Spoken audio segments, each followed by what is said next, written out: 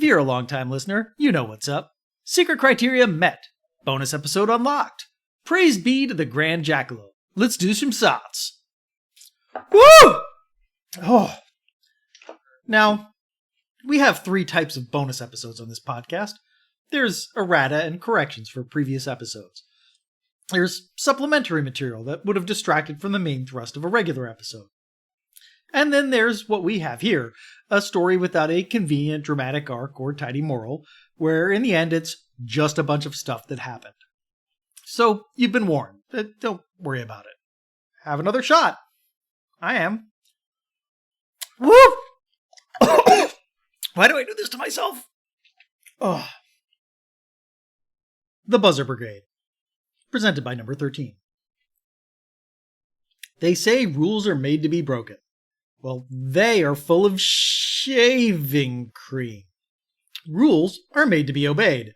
That's what makes them rules and not just, polite suggestions. On the other hand, you might be surprised to realize that much of what we have internalized as rules are actually just polite suggestions. For instance, did you know that in baseball, sign stealing isn't illegal? Well, it isn't. And really, how could it be?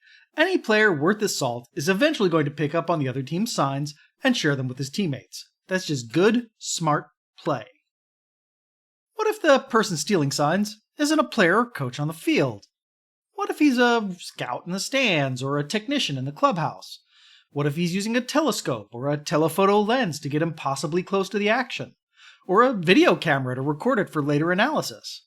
I think most of you would concede that this sort of sign stealing is, at the very least, unsportsmanlike. That person is probably on the team's payroll, but he's not on the field, and most likely has access to specialized equipment not available to players during the game itself. It taints the game by allowing factors outside the field of play to affect the outcome. But unsportsmanlike isn't illegal, and if it's not illegal, someone will do it. And they've been doing it for a long time. The Philadelphia Phillies had probably been stealing signs ever since their founding in 1883, but they didn't really make it a huge part of their repertoire until 1898, when they signed backup catcher Morgan Murphy. To a casual fan, signing Murphy must have been a baffling decision. He was a veteran player, to be sure, but he was not exactly all-star material and was on the wrong side of 30. He had never been much of a hitter. He was a decent fielder, but even that started to suffer after he broke his leg and started walking with a limp. The casual fans would be mistaken, as the Pittsburgh Press would later note, "The impression that Morgan Murphy is 185 pounds of excess baggage is one of the largest mistakes ever started around the circuit." The key thing to realize about the Murphy signing was that he was a catcher. Catchers spend most of their time on the field reading and giving signs, so they also tend to be really good at stealing them too. Murphy was one of the best, having learned his craft at the feet of one of the all-time greats, Charlie Comiskey of the Cincinnati Reds. Morgan Murphy appeared in 31 games for the Phils in 1898, but his most valuable contribution to the team was made off the field, watching for signs from the dugout. The team's 2 offensive powerhouses, wily veteran Ed Delahanty and up-and-comer Nap LaJoy, saw marked improvements in their batting and slugging whenever Murphy could work his magic. Now, what really kicked the Phils into the sign-stealing stratosphere was when they signed outfielder Pearce Chiles in 1899.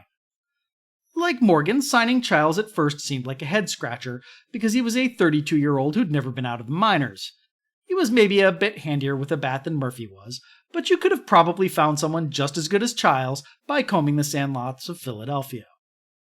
But if you were playing dirty ball, Chiles was your man.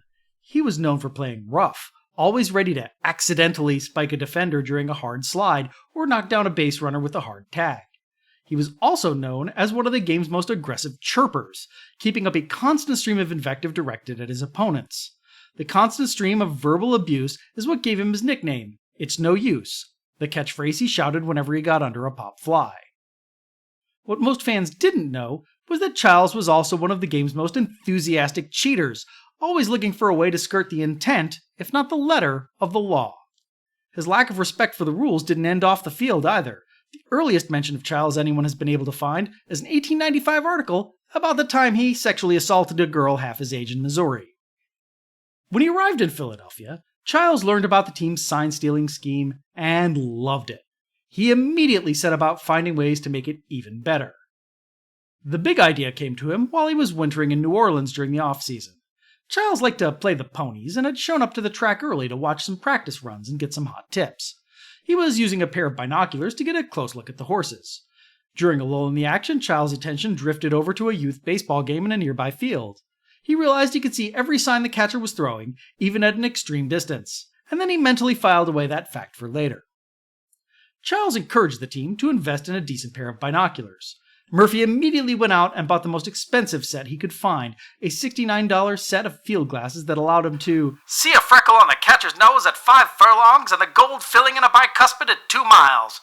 He could also tell whether the backstop chewed fine cut or plug, even at a distance of 250 yards.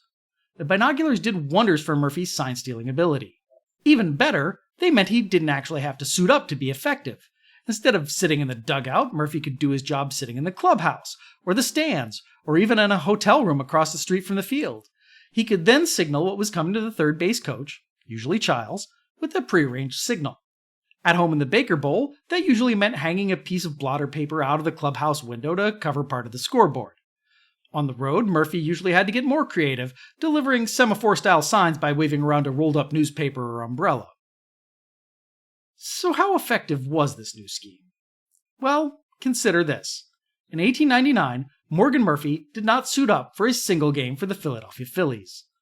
Despite that, Colonel John Ignatius Rogers, the owner of the Phillies and the cheapest man in the major leagues, a man not known for his charity or benevolence, gladly paid Murphy his full salary without complaint.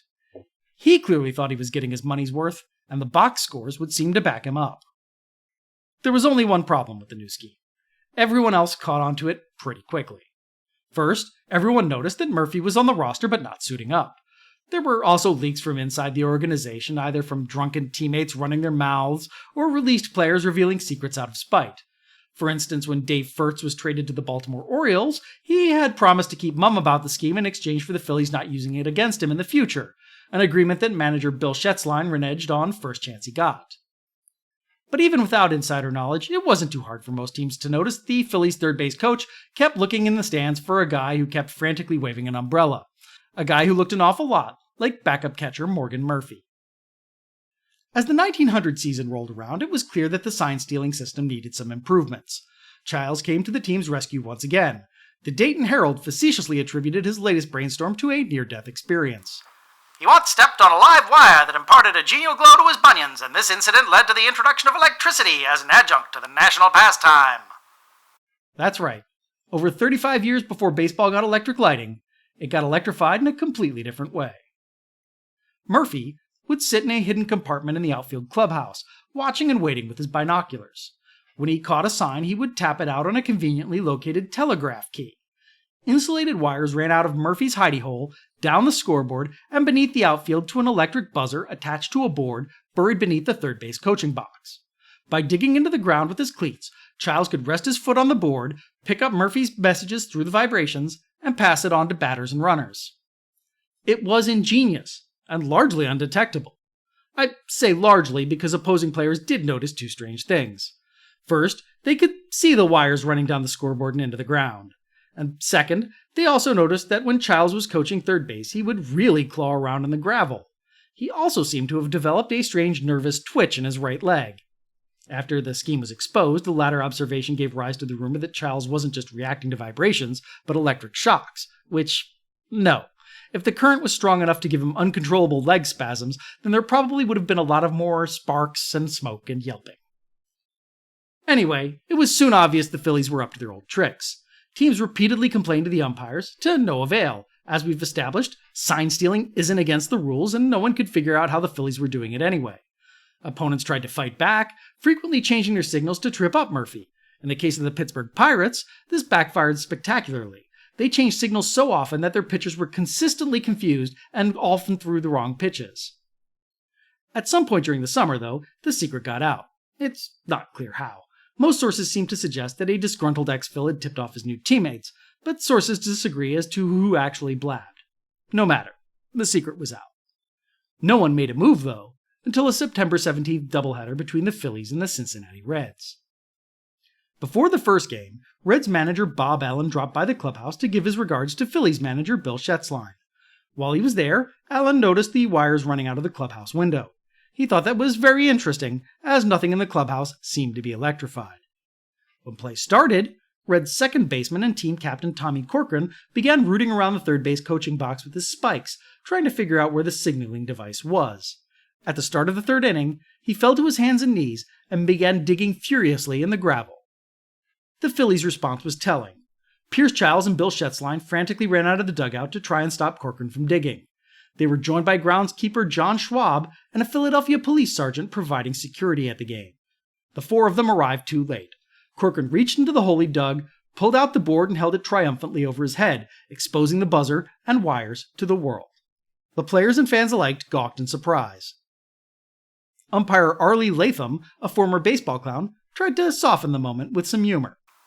Aha, but what's this? An infernal machine to disrupt the noble National League? Or is it a dastardly attempt on the life of my distinguished friend, Colonel John I. Rogers? Meanwhile, head umpire Tim Hurst ordered everyone to stop gawking and start playing ball. Back to the mines, men.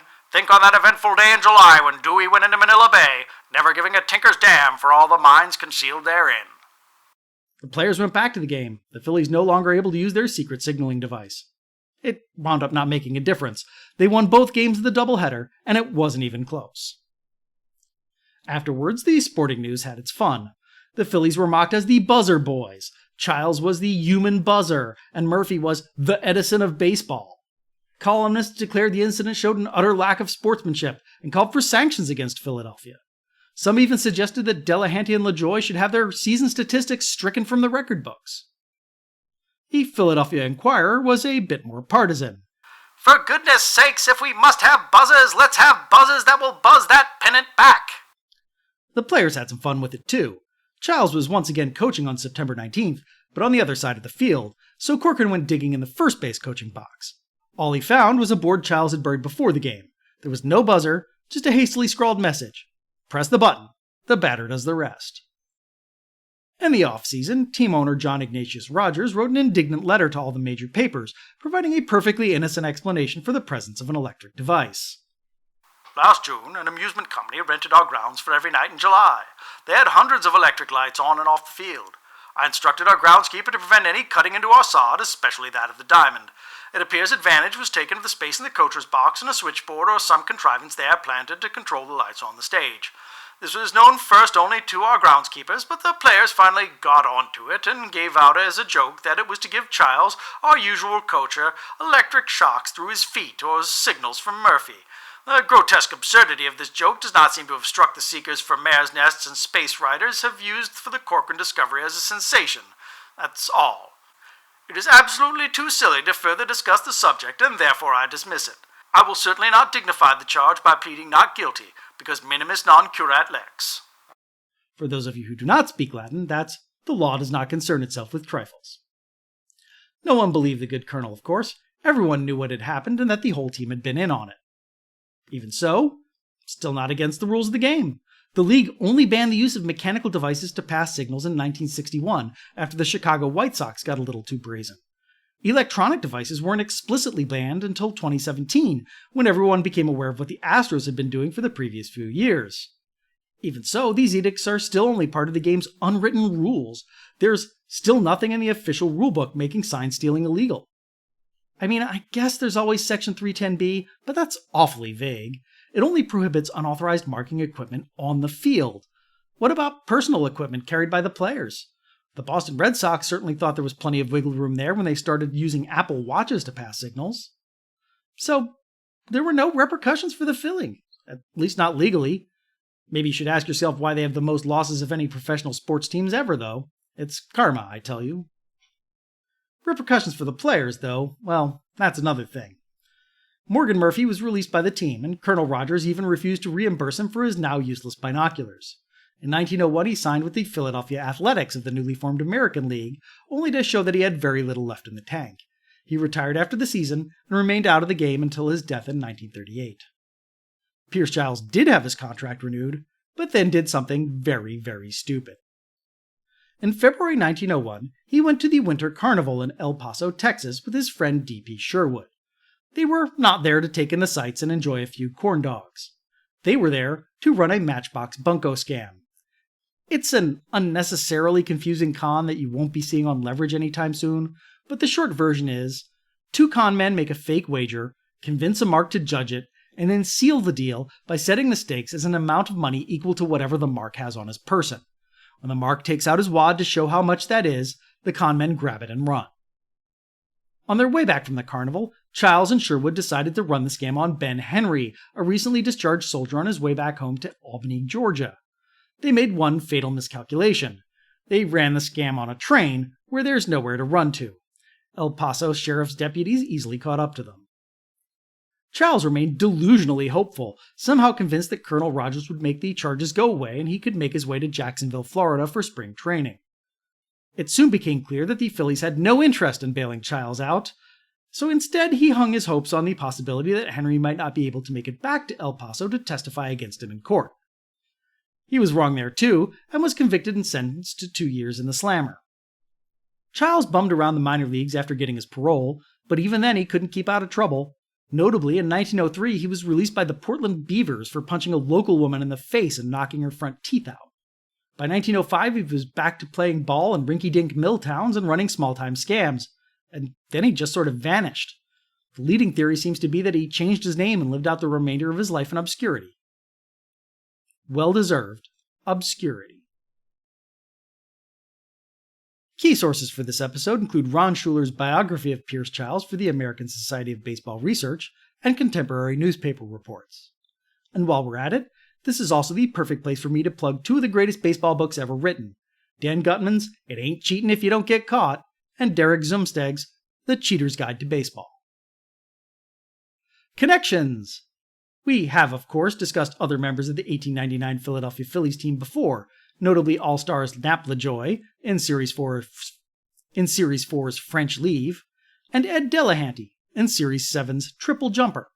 We've also touched on notoriously stingy owner Colonel John Ignatius Rogers in those stories, as well as in Series 8's Elegy to Connie Mack Stadium, The Graveyard of Baseball.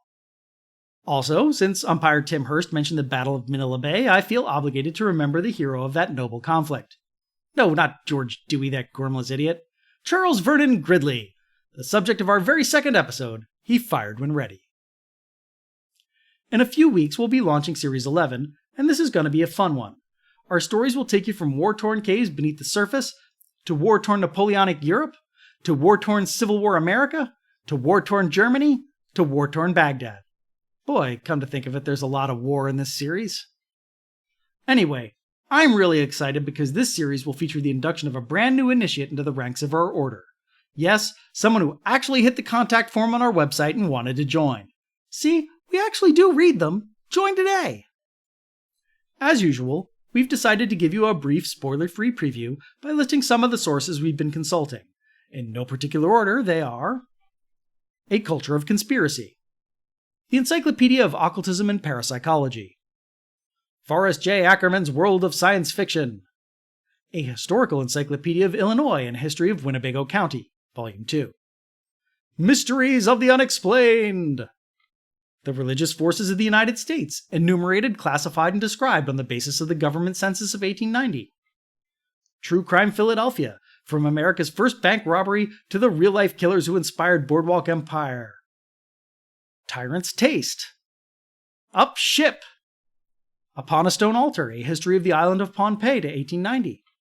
And, please forgive my pronunciation on this one, In Enige Vereniging, naar on Koningsrijk van Nederland en België in 1815.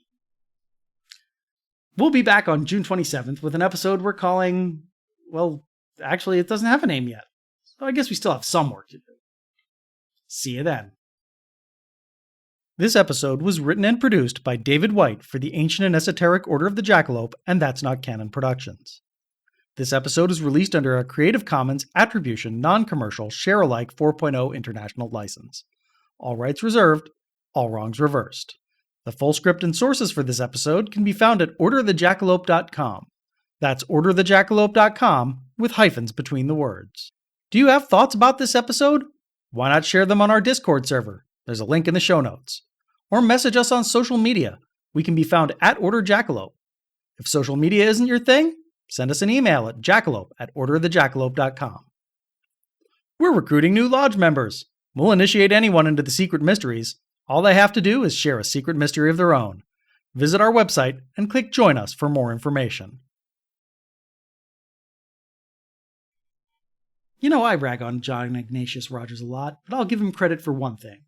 Unlike a lot of people who just use colonel as a meaningless honorific, he actually was a colonel in the Pennsylvania National Guard. I would thank him for his service, except that service consisted almost exclusively of violently suppressing the Great Railroad Strike of 1877. So, once a jerk, always a jerk.